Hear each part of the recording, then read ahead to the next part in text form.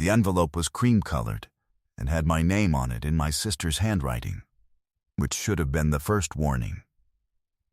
My sister does not send physical mail. My sister does not own stamps.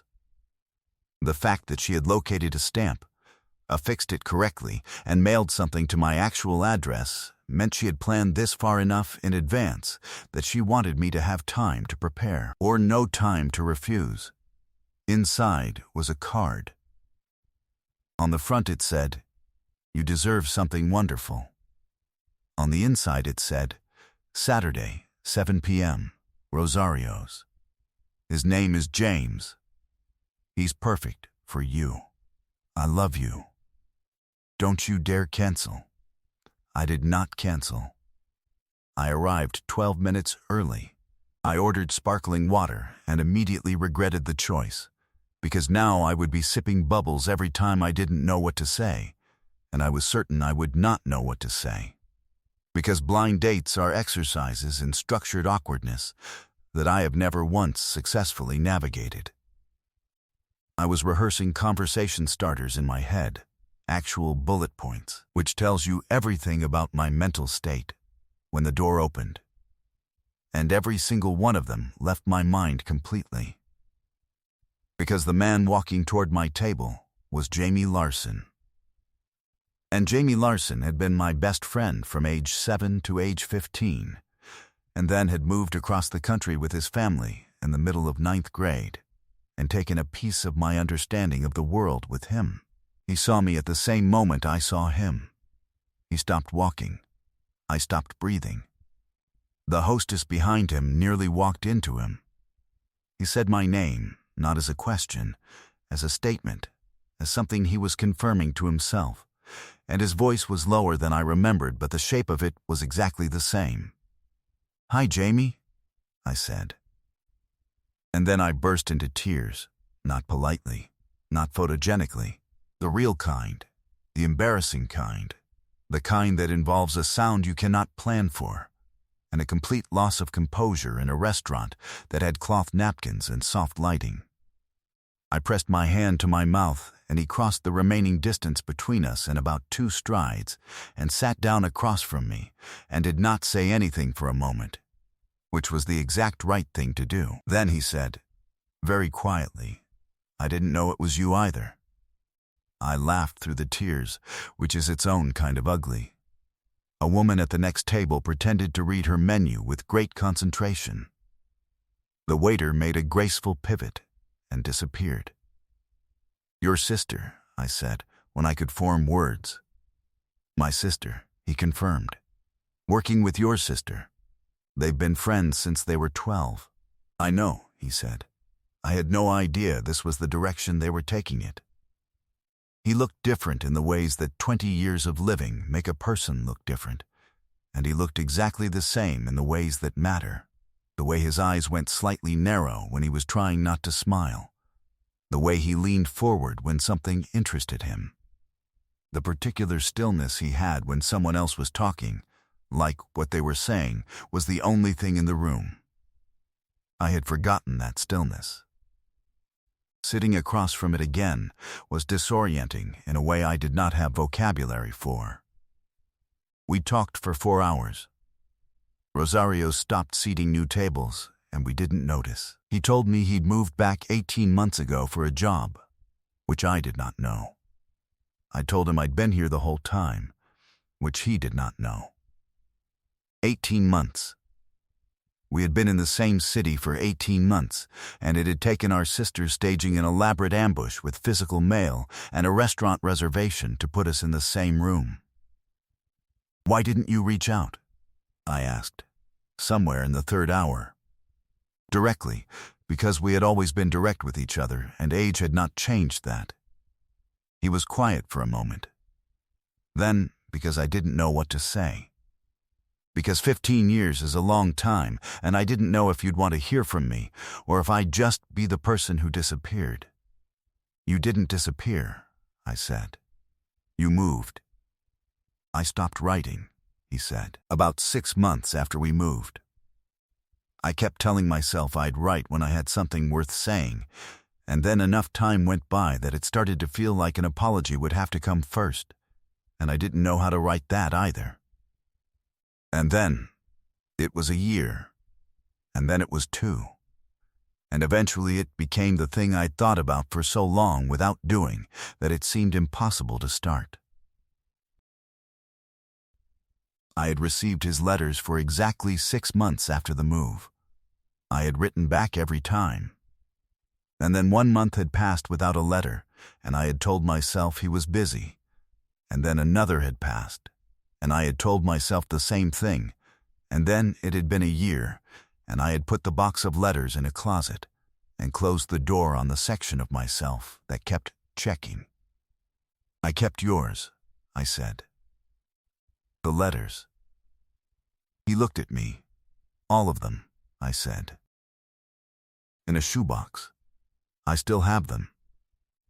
He didn't say anything for a moment. Then, "I kept yours too." The waiter materialized at a respectful distance and let us know, gently, that the kitchen was closing.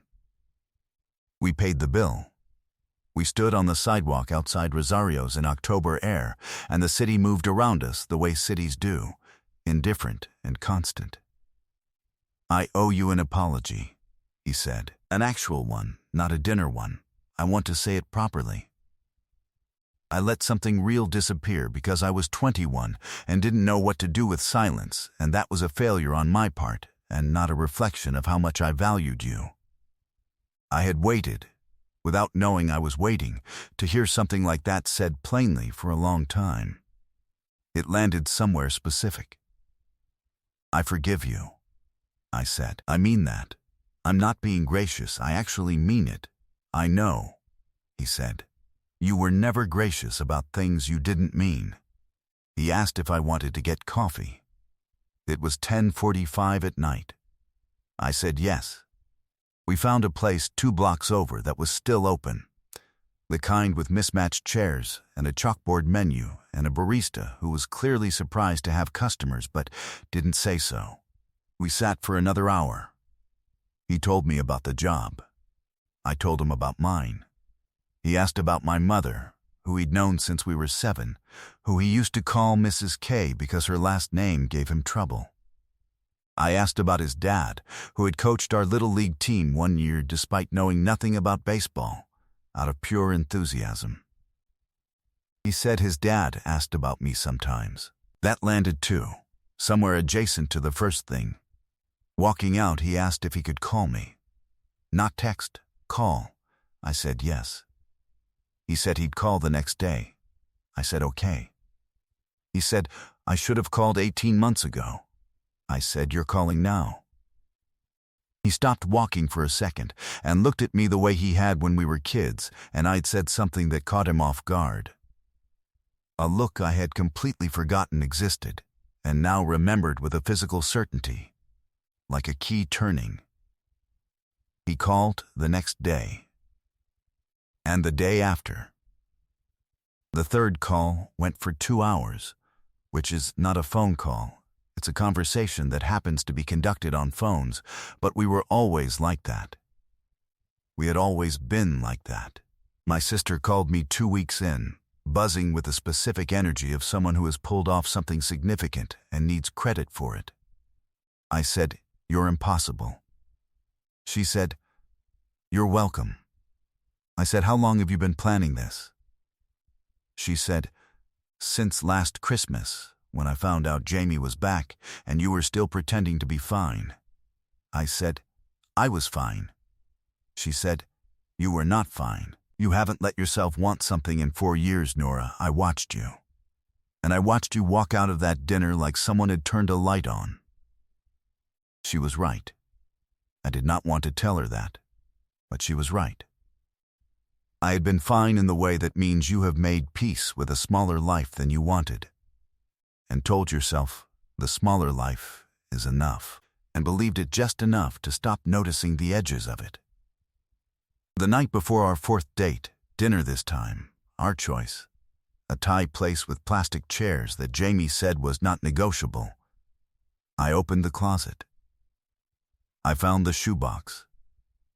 I lifted the lid, and the smell of old paper came out, and inside were 22 letters in his handwriting from the 6 months after the move, and underneath them, 22 letters in my own handwriting, unsealed, that I had written after he stopped writing. Letters I had never sent, that I had written anyway because I didn't know what else to do with what I was feeling. I sat on the floor of my closet for a long time. Then I texted him, "I have something to show you at dinner tomorrow. Bring your shoebox." His reply came in 3 minutes. I was going to bring it anyway.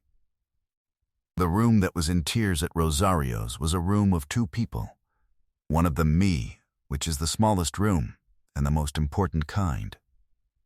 And the thing that broke me open that night was not the surprise or the coincidence or the implausible geography of 2 people who had lost each other ending up at the same table.